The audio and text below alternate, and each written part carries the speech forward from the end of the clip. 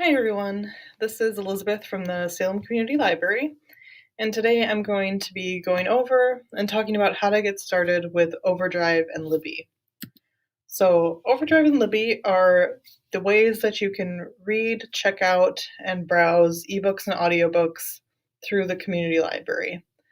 And through OverDrive and Libby, you can read them on a phone, a tablet, an e-reader like a Kindle, or a computer. So you might have heard of some of these things I'm talking about before. They can be kind of confusing because there's different names.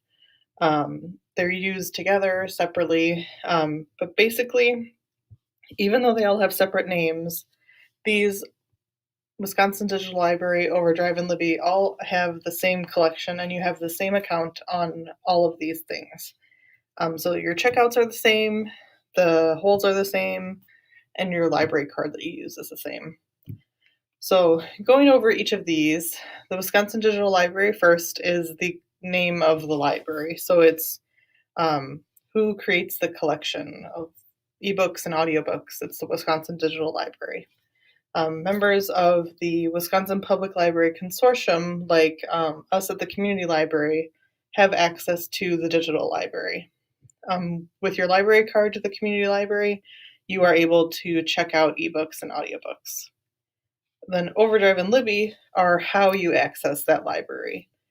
So there's an OverDrive website and an app, and then there's also a newer app called Libby.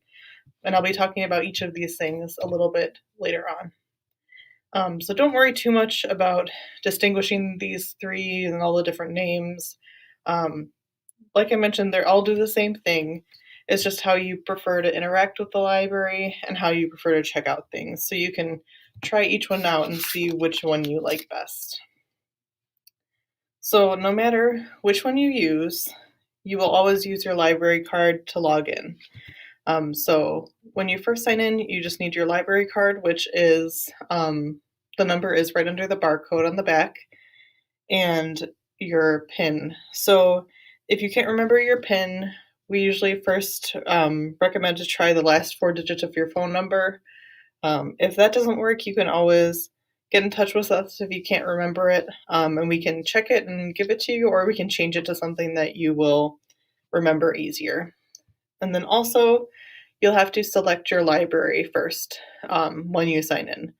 So, although we are the community library, I usually recommend choosing the Kenosha County Library System, only for 2 reasons. One is because it's usually listed at the top. So the community library is in this list, but it's like all the way at the bottom. It's hard to find. As you can see here, this is the top of the list. So it's 6 or 7 lines down. You pick the Kenosha County Library System, and then you're all set to go. And because we at the community library are part of the Kenosha County Library System, it works just the same, logging in that way. So once you're all logged in, there's a few different things you can do. So you are able to check out and browse audiobooks, ebooks, and also videos.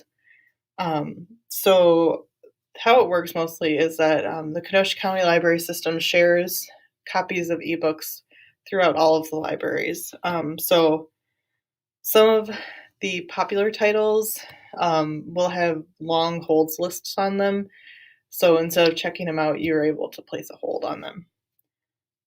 So then once you have something checked out, you're able to read it or listen to it on your Kindle, your computer, your smartphone, your tablet, whichever you're using.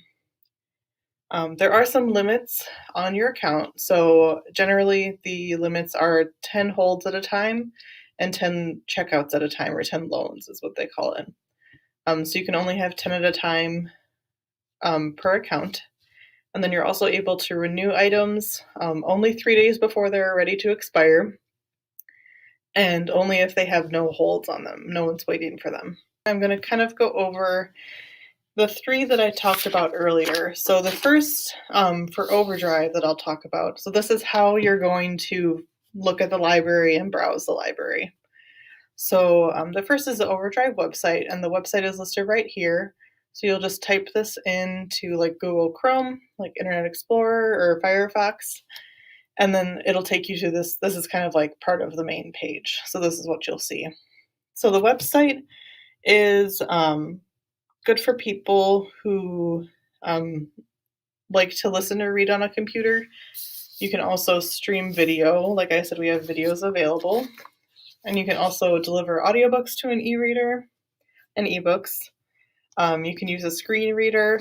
And then there's also different features that are available on the website which aren't available on the other apps that I'm going to talk about, like the wish list. You can rate titles, and you can also see your reading history. So kind of just as a personal example, how I use the website, I like to browse on the website because I think it's easier to see what's new, what different collections there are. And then I like to use the apps on my phone to either like listen to audiobooks or read books. So like I said, it's about figuring what works for you. So now we'll talk about the OverDrive app. So they call it the Classic OverDrive app. It was released in 2011, and a lot of people still use it today and prefer it as their way to check out and read audiobooks and ebooks. So it's actually recommended if you have an older device, because Libby is newer. It sometimes won't be available on devices that are older. And then also, it's recommended if you have a Fire tablet, just because Libby is not available on Fire tablets. So if you mainly use a Fire tablet, you might want to try using the OverDrive app and see if you like that. You can also send Kindle books to your Kindle, so you don't have to use the app if you don't want to. And you'll see, as I mentioned, they really encourage Libby, and you'll see a lot of marketing around it. But you can try, if you're not liking Libby, you can try the OverDrive app and see if that is more intuitive for you and if it makes more sense for you. So now we'll talk about Libby. Like I said, it's a newer app, how you can interact with the digital library. It's great for first-time users and streamlined. And like I said, ebooks can be sent to your Kindle. So once you download the app, it'll kind of guide you through the process of logging in with your library card. And as I mentioned before, it's not available on the Fire tablets. It's only available on the iOS App Store or the Google Play Store. So those are the three main ways that you can interact with the library, so the website, the OverDrive app, or Libby. So now I'm going to talk about how to navigate and use them. So it's kind of confusing, so I tried to make it as understandable as possible here. So I'm going to focus more on tasks and then show you how to do them on both the website and on Libby. So I don't really focus on the OverDrive app, but the advice for the website is pretty similar. And if you have any issues with the app, the OverDrive app, you can feel free to get in touch with me or the library, and we'll try to work through it, any issues you're having. So first, we're going to talk about how to find something to check out. So that's kind of the first step, is you want to see what's available. So to the right here in the video, I'm just showing that when you sign in, you can just scroll down on the home screen, and there's different lists. So things that were just added, always available, staff picks. So that's a great way to browse and see new items. You just go scroll down and it'll have a bunch of recommendations. And then on the website, on the top bar here, you'll see there's like this navigation bar here. So you can browse by subjects. Collections are really great. I have kind of here, once you click on the down arrow, it'll show you all the collections that are available. So I use a lot of the times the just added collection, because that'll show what's really new, that's just been added to the library. But they also have like genres, so like Wisconsin Reads, always available, series starters. So they're a great way to find something new. You can also browse by books that are available to send to your Kindle only, or books that are available now. So the thing with OverDrive is that there's a limited amount of digital copies of the book. So like I mentioned, for popular books, sometimes you'll be waiting a long time. And if that's not something you don't want to wait, you can just click on available now and it'll show you items you can check out right away. So here, there's also age-specific collections. So there's kids and teens, and if you click on these, it'll take you to a separate version of the OverDrive website that only shows you content that is geared toward that age group. So with teens, you'll just see teen books and teen audiobooks, and you can always go back to the main collection if wanted. There's also searching, so you can do the quick search here, and as you're typing, it does kind of auto complete. So just like Google, it'll pop up with suggested titles, or there is an advanced search you can do if you have more information. Now on Libby, it's pretty similar. So when you're on the app, you can just scroll down the home screen just like we did on the website, and you'll be able to see collections, staff picks, what's new, and it's a great way to like just browse and see what's available. You can also search for specific titles, and you can also customize your preferences to better suit your needs. So when you select any of these preferences, they're applied to all lists, and you'll only see items that reflect those preferences. And I have just a QR code here. It's a video on how to search for available titles, which might be something you're interested in. So now that we've found something we want to check out, we'll go over how to borrow it or check out. So on the OverDrive website, you can either click on the borrow button here, or you can click on the title or cover to see more information.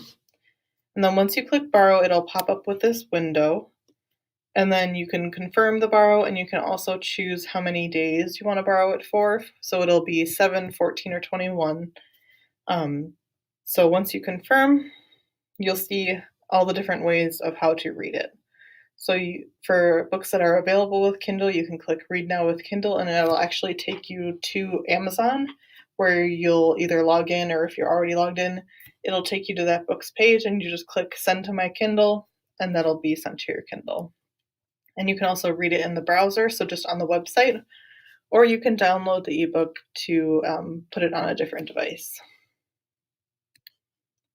So for Libby, it's pretty similar. So once you see something you want to borrow, you'll click borrow. So in the video here, I'm just kind of browsing around and looking for something. So as you can see, some of these have placehold, but most of these you can just borrow. So I tap borrow again, and then it'll give me an option of if I want to keep browsing or open the book or go to my shelf, which I'll talk about in a little bit. So it's pretty simple. Okay, so now that we have the stuff checked out on our account, we're going to look at how to find those items again and how to manage them. So return them early, renew them, the normal kind of library stuff that you would do. So on the OverDrive website, you'll see that there's a My Account option up on the top right of the website, and you can click it and it'll give you this drop-down menu, or you can click the book icon here, which will take you right to your loans page. So on your loans page, you will see all of the items you have checked out listed. So from here, you can choose how to read it. Like if you're reading in a browser, you'll have to click that multiple times. You're also able to return or renew. So you can return items early, or they'll return themselves when they're due. And then, like I said, renewal, you can only renew 3 days before it's due, and only if there's no holds. So for holds here, I'll show you, this is just an example of what it'll look like. So from the holds page, you will be able to suspend your hold if you're not going to get to it. You can remove it, and you'll also see your place in line. So for here, it says I'm number 8 on one copy, and then it estimates the amount of time it'll take for you.